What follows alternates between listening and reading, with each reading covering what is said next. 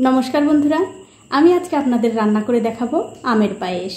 आशा करी এই आमेर पायेस रान्ना करा देखार पर आपनादेर भालो लागबे। तो आमेर पायेस रान्ना करार जोन्नो देखते पाच्छेन एखाने आमी एकटा पाका आम नियेछि। एखन एकटा छुरी दिये এই আমটা केटे निते होबे। আর যেদিন আপনারা পায়েসটা রান্না করবেন অবশ্যই একটু পাকা দেখে আম নেবেন। আর আমার এই ছোট্ট চ্যানেলটি যারা সাবস্ক্রাইব করেছেন তাদেরকে অনেক ধন্যবাদ। আর যারা সাবস্ক্রাইব করেননি তাদেরকে সাবস্ক্রাইব করে নেওয়ার অনুরোধ রইল। যে সকল বন্ধুরা আমার এই রেসিপিটা ফেসবুক থেকে দেখছেন তাদের কাছে আমার একটাই অনুরোধ, অবশ্যই আমার এই পেজটিকে ফলো করে দেবেন। তাহলে আমি যখনই নতুন কোনো ভিডিও নিয়ে আসব সবার আগেই কিন্তু আপনি দেখতে পাবেন। এখন আমাদের যা করতে হবে, এই আমটা এরকম করে মাঝখান দিয়ে কেটে নিতে হবে। এতে করে যখন আপনারা পায়েসের উপরে আমগুলো সাজিয়ে দেবেন দেখতে ভালো লাগবে। আর এরকম করে দুটোই আমি কেটে নিচ্ছি।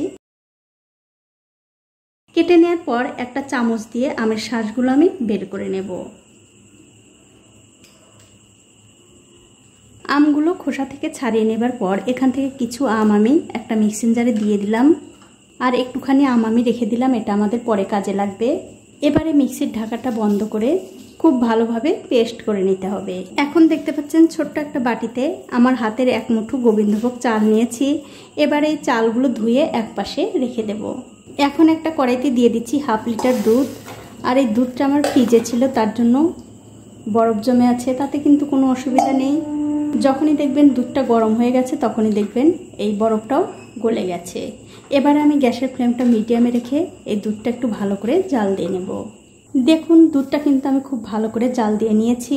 এবারে গ্যাসের ফ্লেমটা লোতে রেখে এর মধ্যে দিয়ে দিচ্ছি আগে থেকে ধুয়ে রাখা সেই চালগুলো দিয়ে দেবার পর এই পায়েসটা আমি ততক্ষণই রান্না করব যতক্ষণ না দুধের মধ্যে এই চালগুলো খুব ভালোভাবে সেদ্ধ হয়ে যাচ্ছে।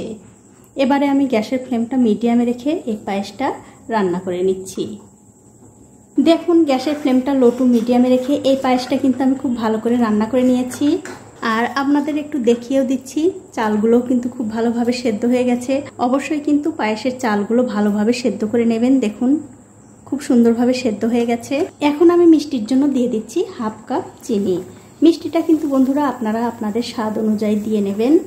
এবারে এই পায়েসটা চিনির সঙ্গে আরও 3-4 মিনিট আমি রান্না করে নেব।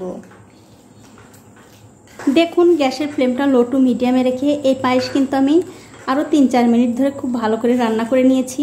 দেখতেই পাচ্ছেন পায়েসটা কিন্তু হয়ে গেছে। আর বন্ধুরা এই পায়েস কিন্তু এর চেয়ে বেশি আর ঘন করবেন না। এর চেয়ে বেশি ঘন করলে কিন্তু যখন পায়েসটা ঠান্ডা হয়ে যাবে তখন অনেকটাই শুকনো শুকনো হয়ে যাবে, খেতে ভালো লাগবে না। তার জন্য যখনই দেখবেন ঠিক এরকম অবস্থায় এসছে তখনই কিন্তু গ্যাসের ফ্লেমটা বন্ধ করে দিতে হবে। এখন আমি গ্যাসের ফ্লেমটা বন্ধ করে দিয়ে এই পায়েসটা একটু ঠান্ডা করে তারপরে আপনাদের দেখাচ্ছি। দেখুন পায়েসটা কিন্তু আমি খুব ভালো করে ঠান্ডা করে নিয়েছি। এবারে যে আম আমি মিক্সিতে পেস্ট করে রেখেছিলাম সেই আম দিয়ে দিচ্ছি।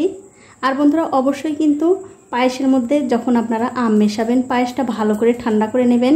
তার কারণ হচ্ছে পায়েসটা যদি গরম থাকে তাহলে কিন্তু আম দেওয়ার সঙ্গে সঙ্গে পায়েসের দুধটা কেটে যেতে পারে। তার জন্যই কিন্তু এই পায়েসটা ভালো করে ঠান্ডা করে তারপরে আম মেশাবেন। এখন আমি এই আমের সঙ্গে পায়েসটা ভালো করে মিশিয়ে অন্য একটা পাত্রে আমি আপনাদের পরিবেশন করে দেখাচ্ছি। তো দেখলেন তো বন্ধুরা কত সহজে আর কত অল্প সময়ে এই আমের পায়েস বানানো যায়। আপনারা একদিন হলেও বানিয়ে খেয়ে দেখতে পারেন, খেতে কিন্তু ভীষণ ভালো হয়।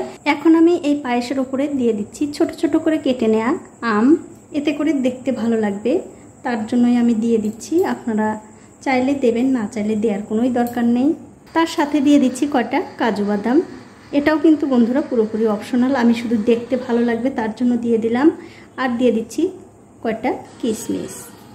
তো বন্ধুরা আমার আজকের এই আমের পায়েস রান্না করার রেসিপিটা আপনাদের কেমন লেগেছে? যদি ভালো লেগেই থাকে অবশ্যই একটা লাইক, কমেন্ট আর শেয়ার করতে ভুলবেন না।